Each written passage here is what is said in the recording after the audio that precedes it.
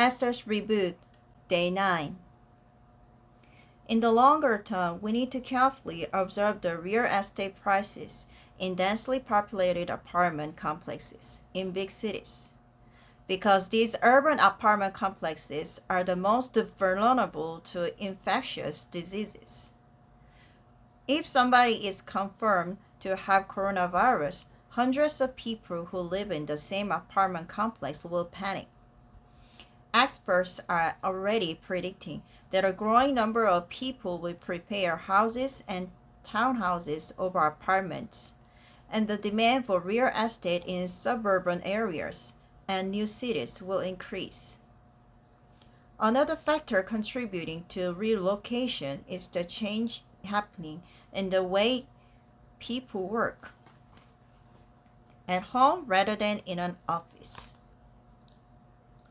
Where to live and how to raise our children are important questions that will impact our future. In a transitional time like this, many people make decisions about the future based on formulas of the past. They follow formulas of the past because they are proven and the future is uncertain. But unless you apply new formulas, those of the past might not give you what you are looking for. The choice you make for your children's sake might become an obstacle to that child's future. And that important investment you make for the future of your family could result in a big crisis, in a big loss. Nobody is left untouched by the evolving formulas. Everyone, even those who aren't in charge of huge businesses, need to know how to understand the new context. We each need to be able to quickly understand new formulas and calculate the variables. You must make choices and design a new life based on the changes that you predict will happen at least 1 to 2 years from now. There is no need to be frightened and intimidated even before you have a good idea of what is looming in the future. We have already overcome countless difficulties while making a living. Each day we have hit a bump. We have kept moving on, nevertheless, while learning, changing, sustaining, and even growing. It is a challenge worth taking up, even though it is nerve-wracking and burdensome, because, after all human affairs are created by humans. Declare I won't instead of I can't.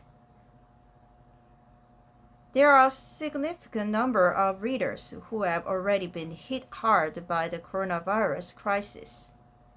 There is something that I really want to tell those who have been affected by the crisis and can no longer do what they used to.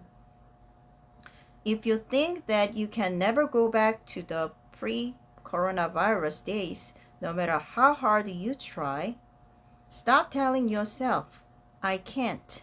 Instead, declare I won't. About a month after the coronavirus pandemic was declared, I told my employees, from now on, I am not speaking to audiences, not because I can't, but because I won't.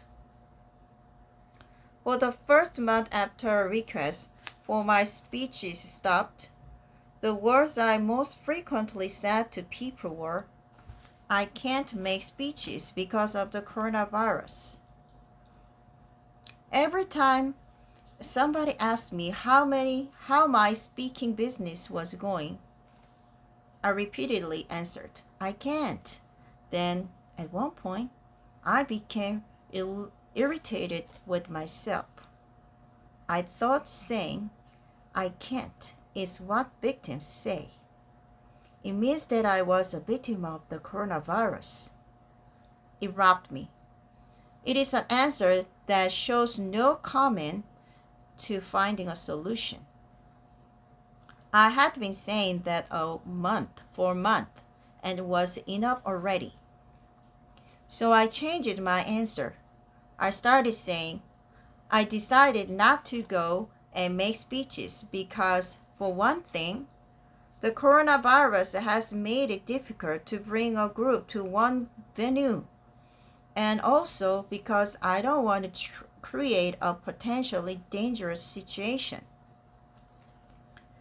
After declaring to the world that I wouldn't be making speeches anymore, my employees and I started searching for alternative ways to keep the company moving without my speaking engagements. With the new outlook, the answers started coming to us, and the same formula can be applied to your business and your life. The first step to rebooting your life after the pandemic is to shift your perspective from I can't to I won't. Just by changing our view of ourselves as powerless victims to empowered problem solvers, we find alternatives to on our own. We cannot lose our firm grip on our lives under any circumstances. Let's not lose to the coronavirus. Let's declare with pride.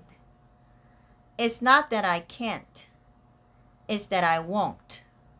And I bet you will resolve and overcome this crisis with my own power. Thank you.